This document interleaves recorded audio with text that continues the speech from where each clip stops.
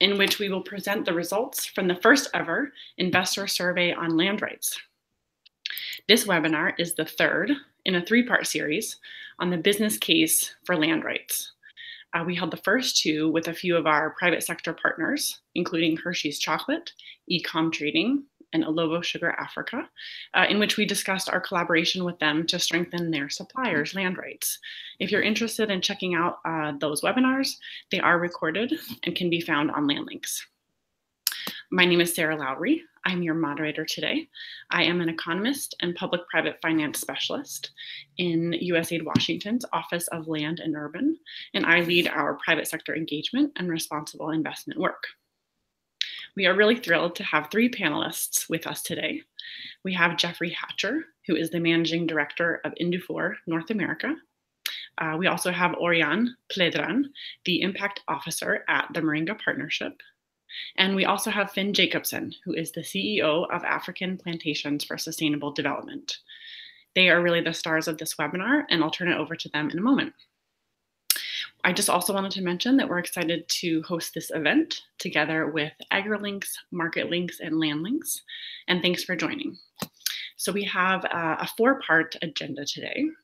First, I'll set the stage by discussing kind of the impetus for the survey itself. Next, I'll turn it over to Jeffrey, who will present the results of the survey. Third, we'll turn it over to Oriane and Finn to discuss actual business models that reduce land-based risks and create benefits for shareholders and local communities alike.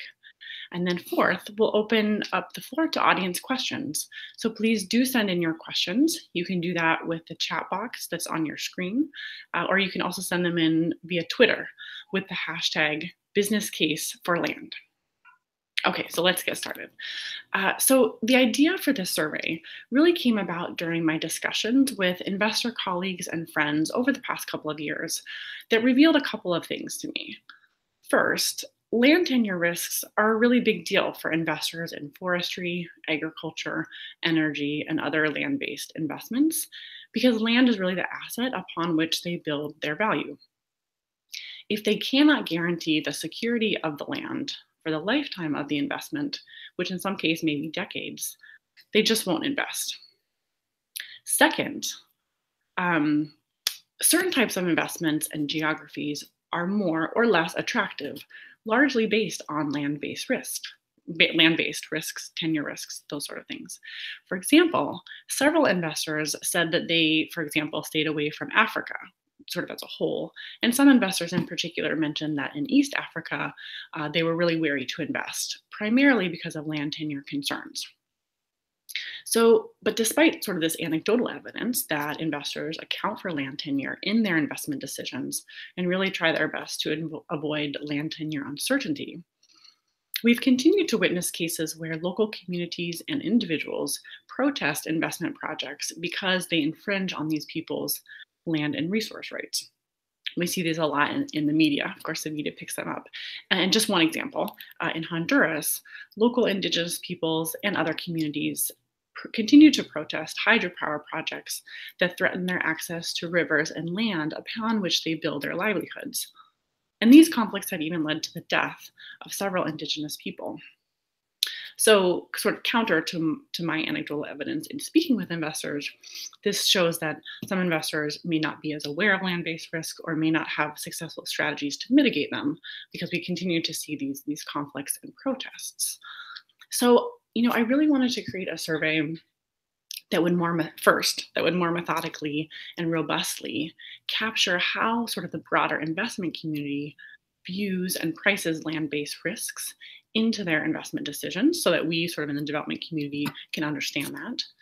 Second, I was hoping to demonstrate to our government partners around the world that strengthening land and resource tenure is really important to attract responsible investment that contributes to local development and broader economic growth. And third, and probably the most importantly, I really wanted to create a product that would be useful for investors as they can learn from their peers how to best assess and really mitigate the land-based risks so that they can have successful investments that also create benefits for local communities.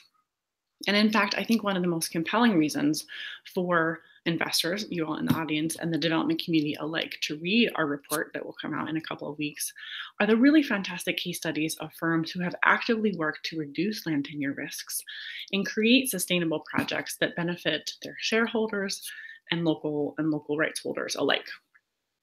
I hope that the results of the survey and the case studies catalyzes kind of a new wave of investments that do the same, because this is really hard work.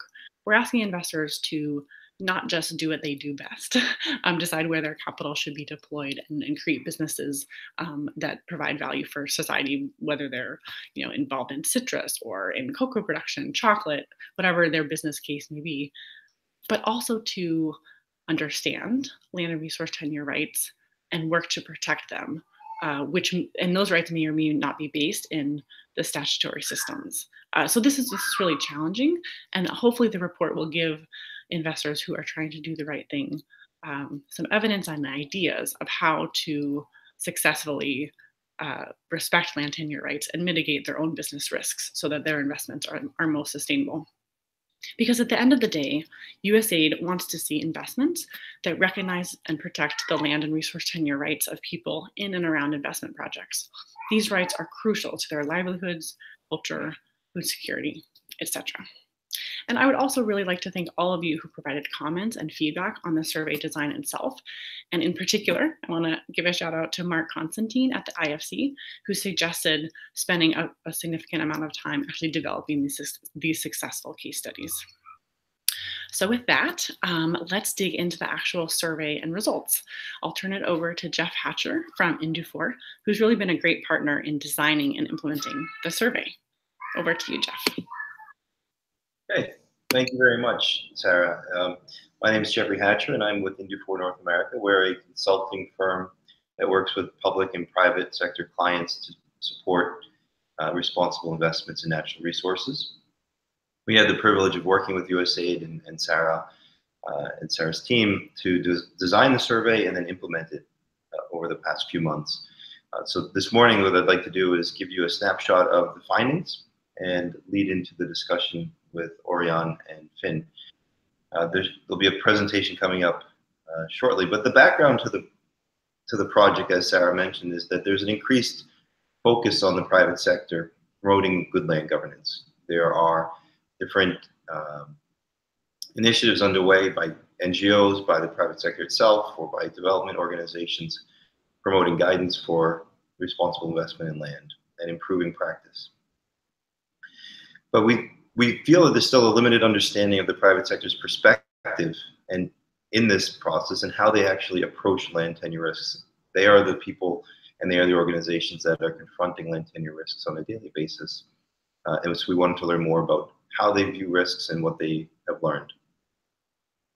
It's particularly important, and our focus on this survey has been agriculture, forestry, and renewable energy, because these projects that invest in land require stable land use over a long period of time.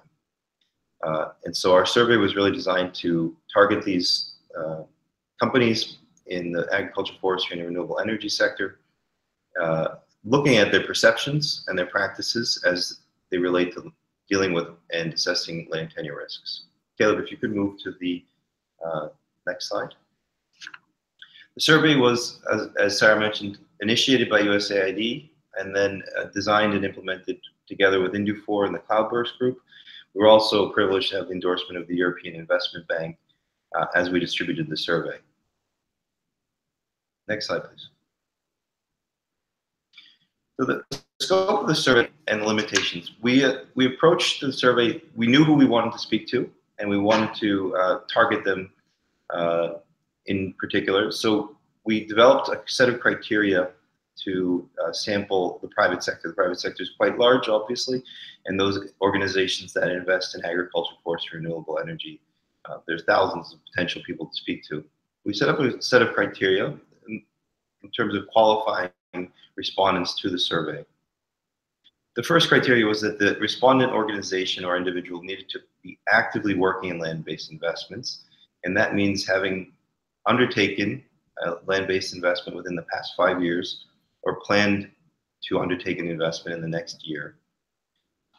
The respondents needed to own 10% or more stake in a land-based investment, We wanted to ensure that we were speaking with and receiving the views of companies that had skin in the game, that were taking active positions in dealing with land tenure risks. And as I mentioned, focus on the three sectors most pertinent to USAID. The survey was a voluntary survey, and I'll explain the process in the next slide, but it was implemented between November and January 2018, November 2017 and January 2018, so a rather short period of time. To encourage respondents, we ensured confidentiality of all respondents. There's been a firewall team within Indufor collecting and interpreting the data, though some respondents did volunteer to be known publicly, as APSD and Northern Partnership have done. We were targeting two types of respondents within these sectors. The first is the investor organizations. These are the source of capital and the project developers. And the second are the operators. So you'll see in the next slides that we've made some distinctions between these two groups of companies. Next slide, please. To implement the survey, we first designed the survey, but then we collected contact information for approximately 5,000 individuals at relevant companies and contacted them by email. These are companies that we knew were working in agriculture, forestry, renewable energy, and looking for the CEO, the chief investment officer, or the impact officer in those companies. We distributed the survey by email, in a personalized email to each potential respondent. The survey was conducted in 2 rounds. The first round focused really on risk perceptions and awareness of the organization of guidelines related to responsible investment in land. We received numerous responses, but of the qualified responses, there were 75 respondents. And these respondents were all at the C-suite level or the ESG impact officer level. We used that basis of results to then target the 75 with more detailed questions regarding how they use standards, how they assess risks, and what mitigation approaches they use. We were able to receive 35 complete responses from qualified respondents.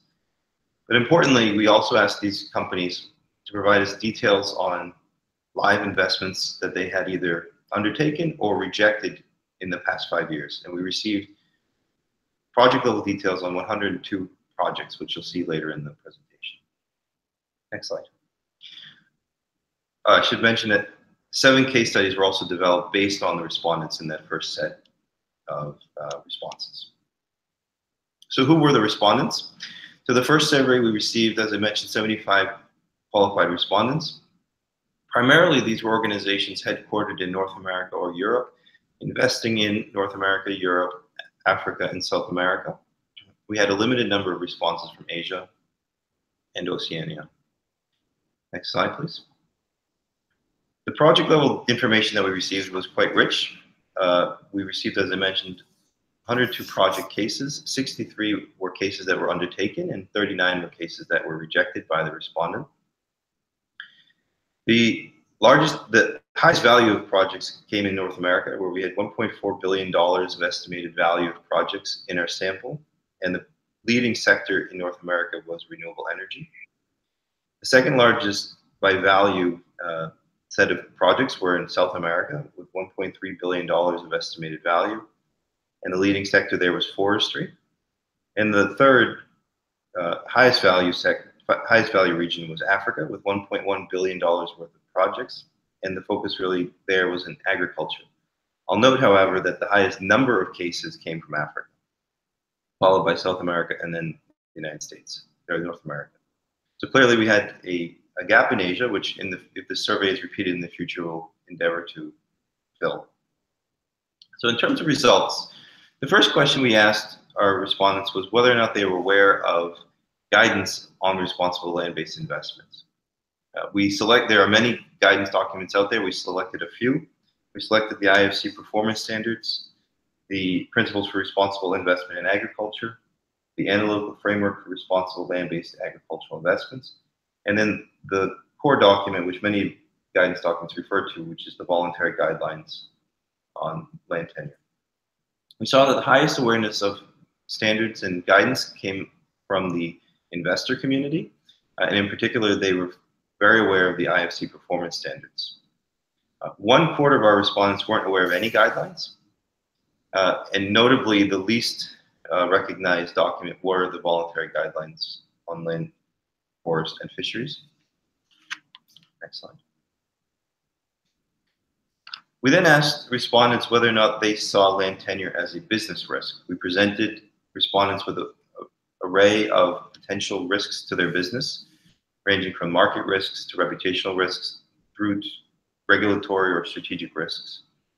And what we saw was that the market risk was the most important to our respondents, but that land tenure risk was the second most important risk identified by operators in our sample. But for investors, it was the seventh most important risk. Reputational risk, operational risks were very relevant to the investor community as well. Next slide. So the respondents identified land tenure risk as relevant to their businesses. We asked whether or not they had seen any change in the past 5 years. 2/3 of respondents perceived land tenure risks as increasing in the past 5 years. And in particular, the types of risks that they perceived as increasing had to do with community land rights. Those were the community's access to land for their own livelihoods, local community land disputes, or encroachment on plantation land. It's important to note that some of the least known risks were, or the least perceived risks, were those having to do with legal risks or governance risks, which might be seen as the more typical investment risks. So those would be risks related to expropriation or nationalization of land or overlapping concessions. Next slide.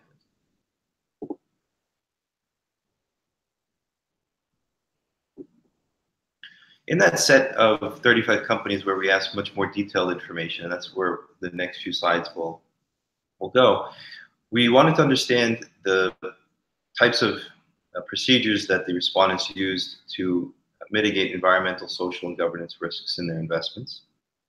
We asked them whether or not they had made any corporate commitments to ESG standards. About half our respondents had made some commitment to ESG standards, but it's also worth pointing out that only 1/4 of all respondents made any public commitment to ESG standards, which is important for thinking about tracking accountability of companies. We also asked whether or not the companies had made any commitments to voluntary sector standards. So these are standards like the Forest Stewardship Council or fair trade standards. And we saw that 70% of our respondents did make some commitment to a voluntary sector standard. And these standards are usually designed in a way to help improve an operator or an investor make better investments over time. Next slide, please.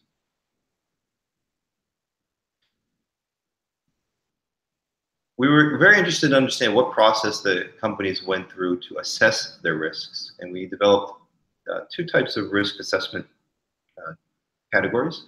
The first is quantitative methods. Do the investors or the operators try to put financial estimates on the risks related to their investments? Only about half of the respondents did, and the primary strategy really was using scenario analyses and costing out different scenarios in terms of potential loss related to land tenure risks, followed by different measures using financial techniques. What's important is that all the investors use some sort of qualitative method to assess risk, and many of them use more than one method.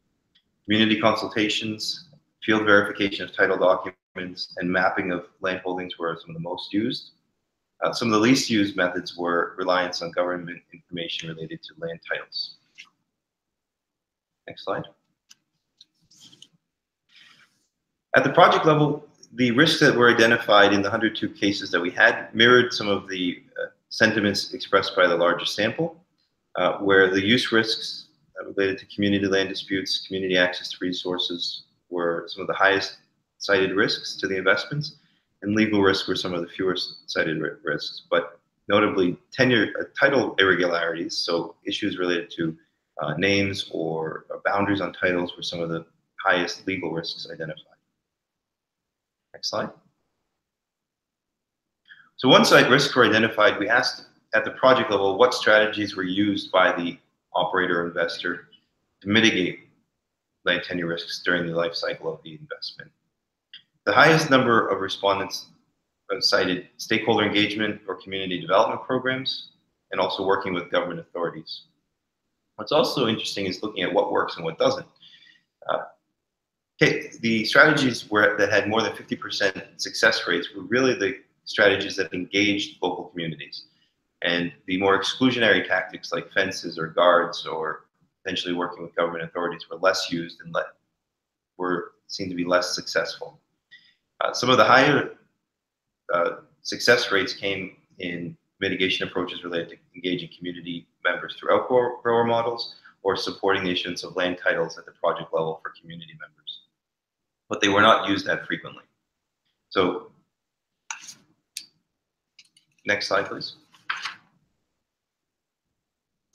So finally, we asked what were the impacts of the land tenure risks on the investments rejected. So 39 of the 39 rejected cases in our sample, more than 60% of those cases were rejected due to operational risks. So is the project feasible to operate successfully? But we wanted to dig into that a little bit. So we asked specifically how important tenure risks were to the decision to reject investments. And what we found was quite impressive, that 66% of the rejected cases saw land tenure risks as very important, with about 60%, or somewhat important. And those cases represented a value of $1.6 billion worth of projects. So clearly there's been an impact on the potential investment universe for some investors or operators because of land tenure risks. And finally, we asked 7 companies to develop case studies with us. So if we can move to the next slide, please, Caleb. We developed 7 cases. The first is with the Moringa Partnership, which you'll hear about, and the second was with APSD, which we'll also hear about in Ghana. The other cases were in Mexico with a renewable energy company, a Red Plus project developer in Brazil, Ecoplanet Bamboo in Nicaragua, a plantation company in Uganda, and an agribusiness company in Sierra Leone. You'll see that several of the cases wish to remain anonymous. The lessons that emerged from the case studies were very practical. The cases showed examples of performing initial land tenure and livelihoods assessments, providing impartial legal assistance to local stakeholders for the negotiations, including budgets and plans for dealing with community engagement, providing technical assistance to strengthen outgrower interest and participation in outgrower models. Also, from an investor perspective, the importance of obtaining third-party certification or political risk insurance, and the role that investors can play in helping their investees reach compliance with international standards. So I think we'll hear a lot more about these from our cases, but the conclusions that emerged from the study really were that land tenure risks do seem to be perceived as increasing, that the commitments to land tenure guidelines or best practices limited today, and that there's room for more active support to help companies and investors determine the best way forward in terms of engaging local communities and ensure an equitable investment for all parties affected. Thank you. Thanks so much, Jeff. That was really great. I think this survey really gives us a good baseline through which we can better understand, right, how investors and operators assess and mitigate land-based risks. I think it's really telling that 66% of projects were rejected because of land tenure as being a sort of a key concern of their decision not to invest.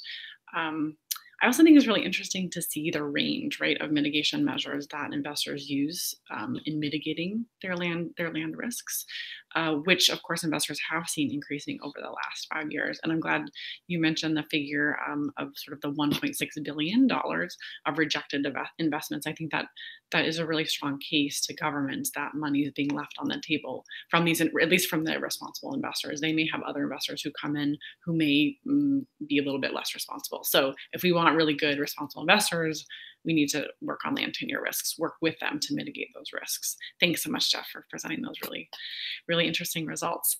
So now let's turn over to Oriane with the Moringa Partnership, who will discuss Moringa's approach to responsible investment with some insight into a couple of their agroforestry investments. Thank you, Sarah. So yes, first briefly before going into details with our approach to land-based risk, I briefly present what is the Moringa Fund. So Moringa is an impact fund dedicated to agroforestry.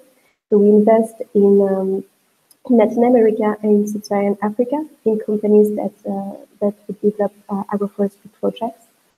We aim to achieve environmental and social positive impact while at the same time generating a return on our investments. And in order to do so, we have four key elements in our investments. The first one is agroforestry and the promotion of agroecological practices. The second one is development of our outdoor scheme for contract farming. And the third one is the investment in processing facilities and circular economy that will allow the company to create added value at the local scale. And the fourth element is the investment in equity. So why equity is important is because it allows us to actually work hand in hand with the companies we invest in and share with them the risk and help them support them during the time of investment to improve their practices and overcome their challenges. So regarding our land tenure risk, so how do we deal with this? So first, in the agricultural sector, there's a lot of land tenure issues. It can encompasses risk of deforestation, also risk of access to resources for the local communities. This risk can either be obvious because the population is on the land you want to use, but also can be hidden because sometimes if you want to invest in develop a plantation and rehabilitate land that has been previously used but is actually today abandoned, then the local communities that are living around this area can use actually the plantation for collection of firewood or fruits or medicinal plants or other land use. And this is more difficult to see and to address after during the investment construct a fruitful relationship with the communities. So what do we do? So before the investment, we assess the risk, environmental, social, and governance risk. So first, with internal screening of, we have a specific tool with specific questions following the IFC performance standard guidelines and other international guidelines, FAO guidelines, for example. And then we do a full due diligence on the field with external consultants, external experts that will assess the risk and help us define action plans to mitigate them. So if the risks are high and cannot be mitigated, then we won't invest in the project. So for instance, I have two examples of risk that would be high risk and that would prevent us to invest. The risk of deforestation of primary forest and risk of involuntary resettlement of population. These two typical examples of risk that we wouldn't pursue the investment. For the other risks, then we work on with the company to mitigate them. So what we actually noticed, revising all our deals, potential deals, we've seen that the land use issues are more important when you want to invest in a greenfield project than in a brownfield project, specifically because of this hidden land use risk. So one solution that we think is interesting to actually overcome the risk related to use of resources is to actually work through development of outdoor scheme to better include the local communities and work with them, including them in the creation, the value creation of the company. So after the investment, so I've already said that a little bit, that we are developing an action plan that the company has to work on during the time of investment. We don't accept the companies, especially in developing countries where the context is very difficult, to actually comply with all our standards at time of investment. But we want to help them to comply at the end of the investment. Most of the time, the companies we invest in are startup companies that are facing a lot of challenges.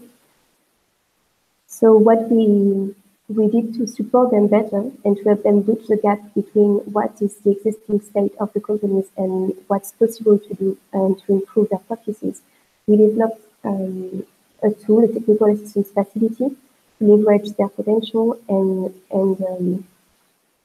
help them to improve. So, for example, in one company, there was a risk of miscommunication with the local communities. These communities, neighboring communities to the plantation, they were used to collect firewood in the plantation from dead trees, from old trees in the plantation. But because the company wanted to achieve certification, the company had to restrict the access to the plantation. They weren't allowed to have other people, not employees from the company, to enter the premises. And that created a frustration among the local communities. And to improve the relationship, we asked the company to actually improve their communication process. So now they are doing regular meetings with the leader of the community. They renovated part of their plantation, and they distributed the old trees from the plantation to the communities to help them to access some firewood. And now they are starting to develop a processing facility. And with the agricultural waste that will be generated from this facility, we are working on a project, thanks to our technical assistance facility, to valorize this agricultural waste and transform it into charcoal briquettes. And these charcoal briquettes would be an alternative for the local population to access energy sources instead of collecting firewood. So that's an example of what we can do with our technical assistance facility and what we're trying to do with all our investments. And basically, I think what is very important when you want to invest is to have an holistic approach and take into account the entire ecosystem of the company you invest in. Basically, that's what I'm trying to do. Thanks so much, Oriane. I think you brought up some really good points. Especially, I'm glad you mentioned the issue you were having where, to comply with these ostensibly good sort of international standards, people then weren't able to access the plantation as they had in the past for firewood, and having more robust communication with the communities allowed you to reach a solution where they were getting at least some of their firewood needs met, but also the company was able to put in place practices that allowed them, right, or will allow them to comply with international standards. That's a great example. The other thing I really liked that you said was you acknowledge that people may be using, right, a fallow field or something that looks abandoned in ways that you don't immediately see, right, as coming in sort of from the outside, and you do work to understand how people are using that land so that you can make sure that their rights are protected as well as going forward with your investments. I think that's one of the key challenges to investing in developing countries, at least for international investors, is to understand those sort of hidden land uses or uses of land and resources that may not really be apparent. And we're asking them, right, to take the step to do that, which can be challenging. So thanks for mentioning that as well. Okay, so let's now turn it over to Finn Jacobson, who is the CEO from African Plantations for Sustainable Development, who will speak about their sustainable biomass investment in Ghana. Thank you, Sarah. I think I would like to thank you for initiating this this webinar. Africa needs more investments and more employment, definitely. And I think that forestry and agriculture is or can be a large contributor to increased employment in Africa. But they need a lot of area in order to develop these projects. So all the work will start on the ground. And that's where one of the big or maybe risks are, because people or investors lack knowledge and they lack experience from how to handle these challenges.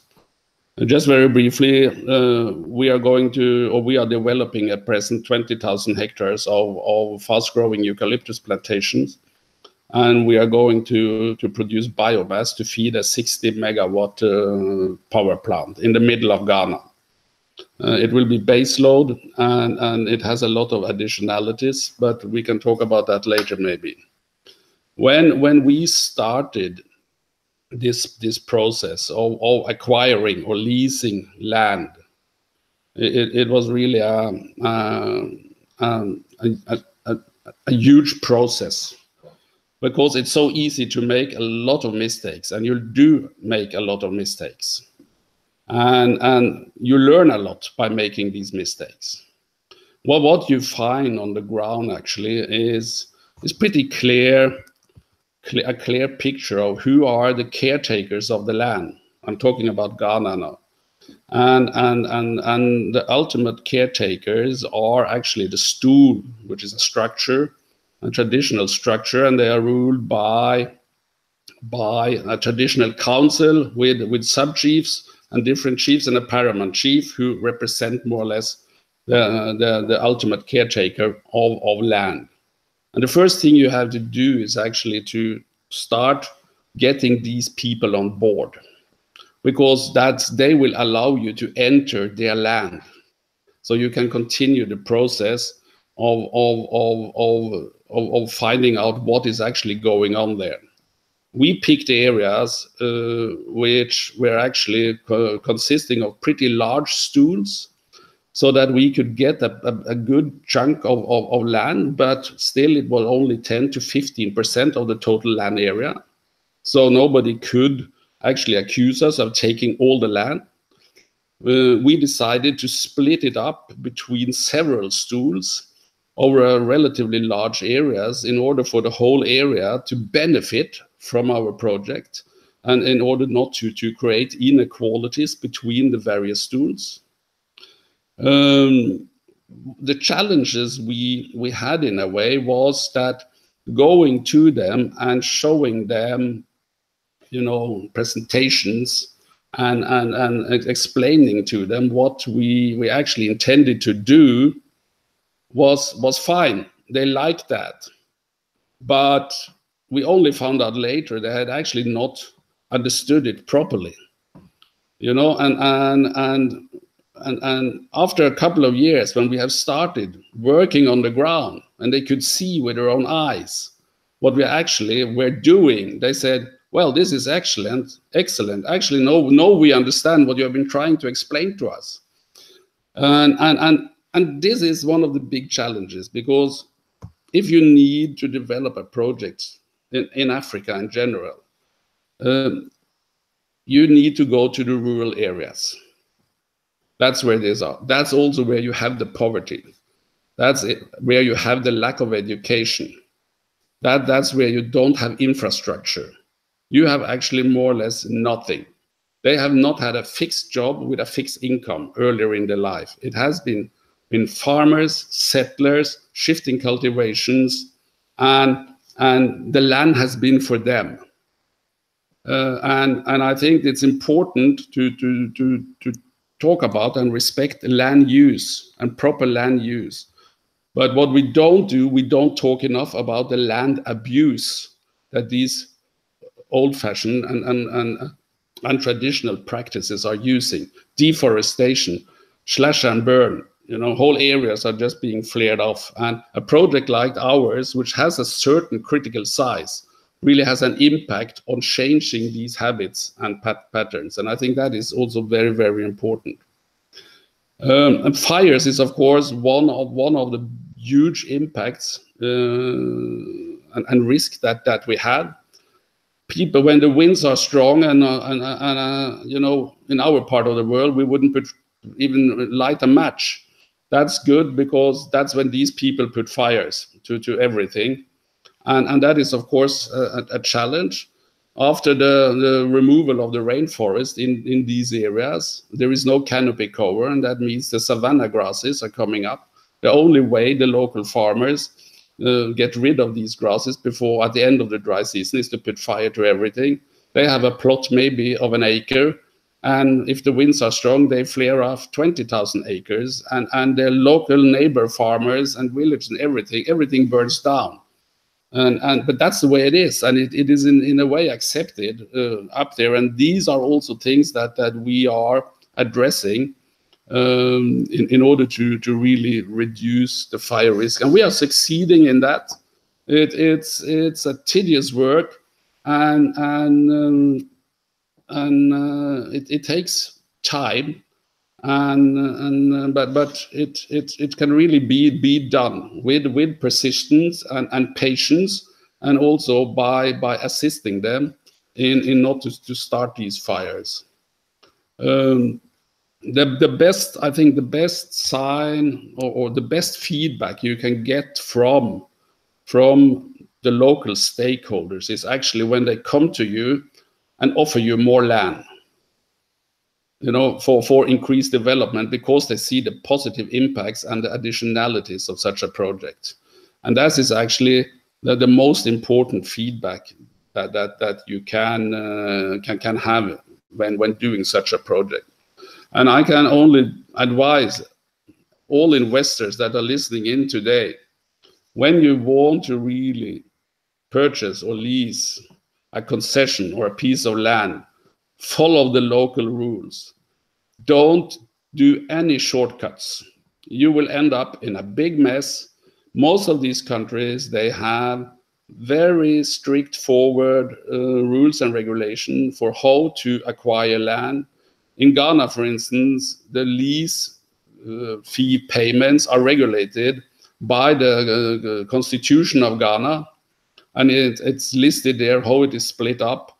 And I think that, you know, if you really have to start on the ground when you want to do a project in Africa and or elsewhere also, and follow the rules. And I don't listen to every local advisor that wants to be part of your scheme. You have to really get down on the ground yourself and find out what is going on there, to make your own more or less appraisal of how can we handle this and how can we mitigate the risk that you have seen. And it is possible.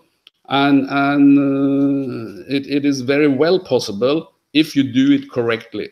There is no shortcut to acquiring land, and do it properly, and think about also one thing in addition, and that is, in all these communities surrounding or living inside a concession area, they are not a very homogeneous group. There's a lot of tribes coming together. And these tribes, they don't cooperate. Each tribe has their own thing. Some are growing yam, some are growing maize. They do different things, charcoal producing, you know, all these things. And it is almost impossible to get them to cooperate, you know, on community projects and things like that. And that is also something that you have to keep in mind, that it is in a community where you have one clan or one tribe that is staying there, they cooperate and they work together for the best of the community. But where you have two different tribes or people from two different tribes living, that is almost not possible. So you have to find other solutions on how to deal with them.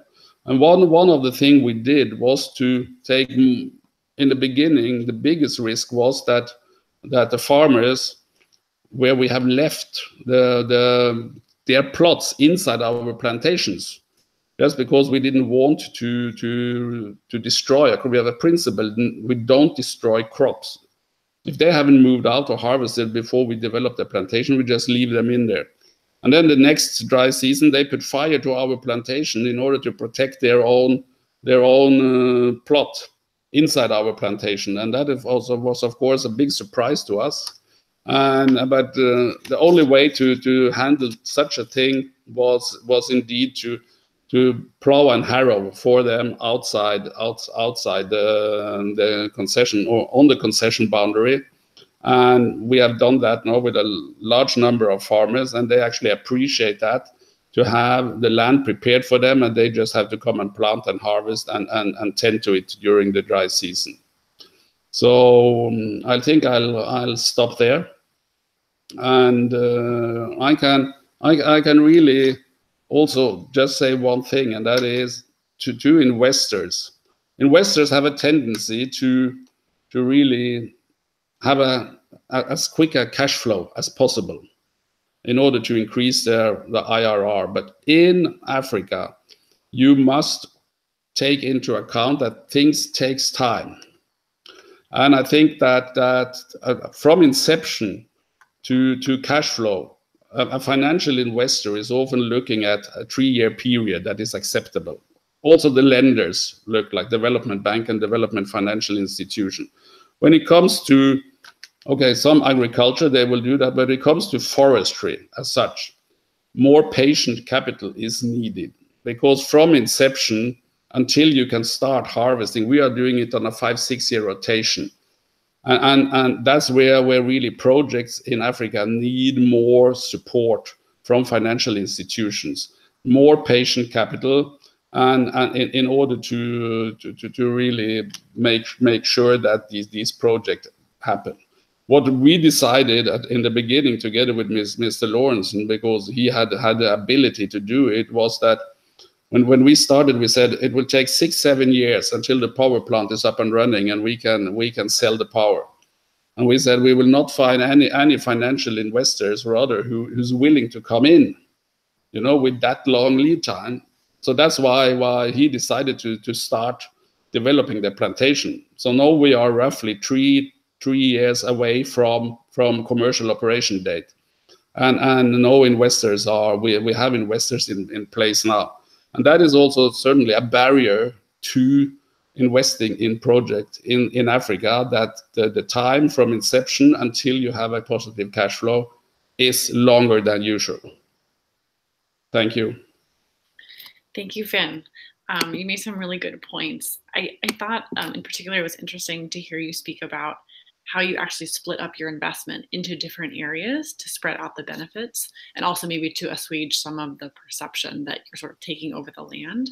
From an economies of scale perspective, that isn't an approach that maybe many investors take. So I think that's a really interesting strategy for folks to think about, that they might employ to, better spread out the benefits, as you pointed out, and continue to retain their social license to operate in local areas. The other, you made several great points, but another one that I really picked up on was the point that it really helped the folks on the ground see the benefits of the investment in action in order to kind of want to have things go forward, right? And I think that's something that investors may not be aware of sort of at the beginning of the project. There's lots of miscommunications between, an investor and thinking about a project and describing the project, right, whether it be wind or forestry, to folks who may not be very aware of sort of the details of what does that really entail, what does that look like, but tend to see, well, maybe it makes sense to have investment projects that have kind of a stepwise approach, right? Start off with a small portion, people see the benefits, employment, et cetera, and then you can expand. I think that's a really good strategy that you mentioned as well. So thanks for sharing all those points, including the ones I mentioned. So we have about 10 minutes left. Let's see if we can get to some questions that the audience has been asking. So we have one for you, Orion, from Lauren. She says, thanks, Orion. Do you have any specific strategies to consult with women in the communities you are working in, beyond consultation with community leaders? I think it's great that communities are being involved in problem solving, but so often to patriarchal gender norms, women's voices are marginalized, even though women are often disproportionately affected by these decisions. So, Oriana, if you have anything that you'd like to say in response to Lauren, please go ahead. Yeah, well, thank you, Lauren, for the question. Well, first, I want to mention that our investments are quite recent. We are invested just in five companies, and 3 of them were invested just last year. So obviously, we are just starting. We're in the starting point of our investment. So how do we include women? First, we try to improve the women weight in amongst the employees.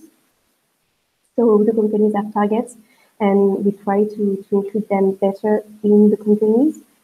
But that's something that is quite difficult sometimes when you work in agriculture, because most of the time the women are working in their own farm and not in the farm in the company. But we have one example in a plantation in a really remote area where they have no other employment opportunities for women. We employ women, and it's something that they actually say that that's something great because they have an opportunity to work, and it's something that they didn't have before.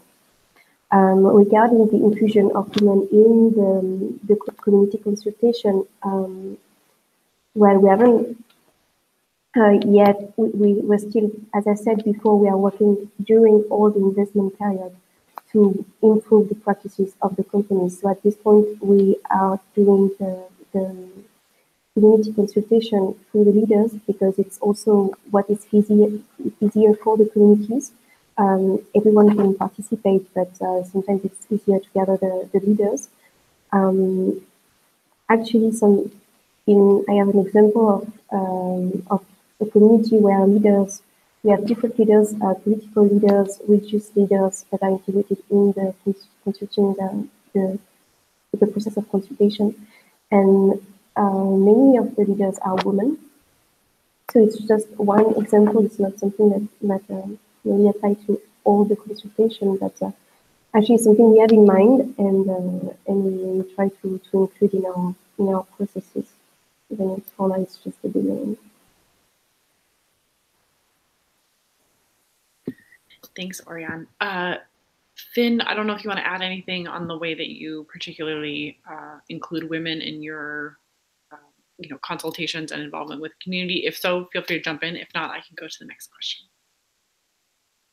Opportunities are we employ roughly 40% women out of we are presently around 800 workers, and we see the importance of the women having a fixed income and a fixed job too. They bring their pay, the monthly payment or salary back into the family. That is not the case with men. And they have a much more positive impact on the communities. And to have the support from women is so important for us. We would employ even more women if the work hasn't been physically a hardship, But we expect to have roughly at the peak of our project, we will have 1,500 fixed employees, and roughly 50% of that will be women, and mainly it's in the nursery and the planting and things like that, which they do much better, and really the impact they have on the family as such is, and we should all remember a person with a fixed job in Africa roughly have a tail of 10 to 20 people, family members, that is also taking part in that income. Thanks, Finn. And I think your comments align with studies that have been done that show that women who have secure land tenure and jobs really do make a difference in their families, right? The nutrition for their families increases, the education level increases. They really do bring it back to the families. That's a great point. Thank you.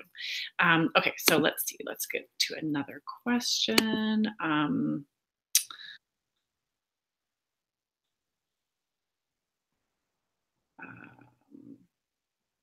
Sorry, just kidding. Okay, so this question is, I guess, two questions from Florian Bruyas. He says, thanks very much for this interesting presentation. His first question is, what tools are available to support global businesses operating in weak land governance contexts to adopt full land and property rights due diligence strategies? That's the first question. And then the second question is, what would you all consider as the main responsible land business standard? It seems that the interlocking group considers the voluntary guidelines on the responsible governance of tenure, the VGGTs, as the primary one. So maybe I'll just plug a couple of tools, and then I'll turn it over to you all to answer these questions. So in terms of the tools that are available, Florian, we have a number of them. There's a whole range to choose from. One that we have used with investors successfully is the analytical framework for responsible investments in African agriculture. Despite the name, it can be applied to any really to any geography and any sector. I really like it because it's really succinct, just about 16 pages. It's the questions that investors should be asking are really well organized into sort of a table that I think is really practical and useful. But there's a whole host of other tools. We have operational guidelines here at USAID on responsible land-based investments. And then I'm sure our friends Finn and Orion and Jeff may have some other tools that they use and really standards that you look to make sure that you're achieving your land tenure goals and achieving sort of international compliance and best practices. So I'll let you go ahead. Maybe Finn, you're on the screen. Maybe we start with you and then we pass it over to Orion and Jeff. Thanks. Yeah, thank you. I think that every investor has to choose himself what kind of performance standard he would like to apply for his respective project, and that is twofold. That is something you also have to do, not only to find your way around on the ground. It's also something you have to do in order to more or less please the investors, co-investors, and lenders. It's a process that you have to go through, and you have to do it properly. It's like certification in a way. But when it comes to whatever performance standard you are using, you have to start working on the ground, talking to these people. You will find out a lot of more things, the social structure. I can tell you one story. When we started, we sent a letter to all the communities and asking them, please make us a list of priorities where you would like us to support you. We sent it out to 10 different communities or larger communities around us. And all of them, no, 4 of them answered, 6 didn't even answer, and the 4 answer the same. Oh, we need a school and we need a health center. And they didn't have any needs in a way. They didn't have an idea of actually what can we contribute to this project. So we said, but you have schools here and you have health centers, but you don't have teachers, you don't have doctors, you don't have nurses. So why can't we assist you in trying to make or to improve that situation? So it is really, as I have said also in the case study, it is an ongoing process. It never ends, and the situation on the ground is changing with people moving in and out, and new politicians coming in, new bureaucrats coming in with different opinions and different. So this is an ongoing process, and I would say, but regarding the performance standards, they help you to set the frames for where you should move and in which direction you should move. But they will not help you to mitigate the problems that occur. You have to handle that on the ground as they occur, and you can try to mitigate them by being in front of it with some experience. But a performance standard doesn't give you the experience that working on the ground in this community does. That's an excellent point. I'm so glad. I'm so glad you made that point. Right, that the standards and the frameworks help get you started, but you really need to be there on the ground and develop right relationships with communities and figure things out on the ground. I know we're at 9 o'clock. I do want to give Oriane and Jeff a chance to respond to this question too, and then we'll wrap up. So if either of you have comments on this point, please make them. Yeah, briefly.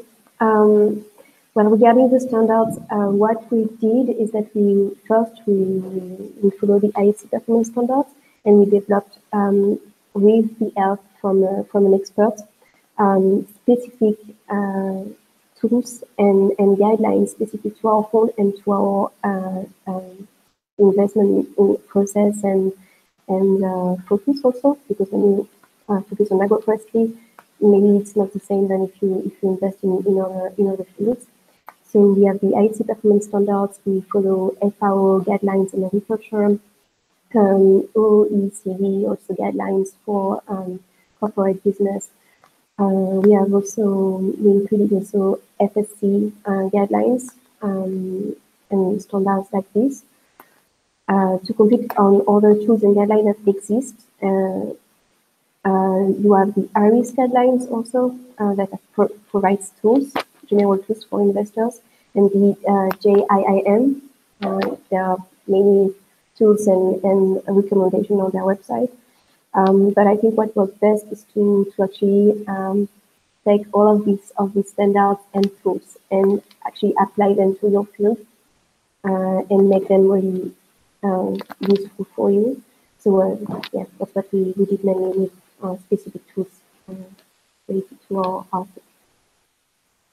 Thanks, Oriane. That makes a lot of sense, of course. Jeff, is there anything you wanted to add? Sure, just quickly, I think we've seen from companies that we've interacted with that generally they're good at compliance, and they'd like to have a clear benchmark or something to work towards. In the land tenure community, there's no land tenure standard. Many certification standards embody some land tenure issues or include some land tenure issues, but there's potentially space for clearer guidance or clearer performance standards on land specifically. Florian mentioned the interlocking guidance, which I think is also quite important because it was developed by NGOs, the private sector, and DFIs, all of whom have different perspectives on the issue of land tenure and responsible investment in land. And that is a demonstration of voluntary action by the private sector to put in place some standards to hold themselves accountable. So there does seem to be movement in that direction, but I think clearer guidance that is action-oriented and improvement-oriented is likely to be more effective going forward. Great, thanks, Jeff. That's a good point. We need sort of practical, action-oriented guidance. Okay, so we're now 3 minutes over. Apologies to everyone. We've gone a little bit over, but this has really been fantastic. I would be happy to host a webinar that was 5 hours long on this topic. It's just so interesting, and we have so many rich things to discuss. But I will end it now. Thank you very much, Finn, Oriane, and Jeff, for presenting the results of the survey and talking about your investments and your approaches to reducing land-based risks. Thank you, everyone in the audience, for participating. We will try to answer actually all of the questions we weren't able to get to in the webinar in a Q&A blog. We will also send you the final report in the next couple of weeks, in which will enable you to dig into sort of the even more rich results of the survey itself. And one other thing, we do have a we do have a massive open online course on land tenure on Land Links, and there's a module in there on responsible investment too. So for all those who are not familiar with the MOOC, it's free, it's easy to do in your own time. Feel free to register, find it on Land Links, and you can learn about responsible investment and all kinds of other land issues at your leisure. So again, thank you, and have a great day.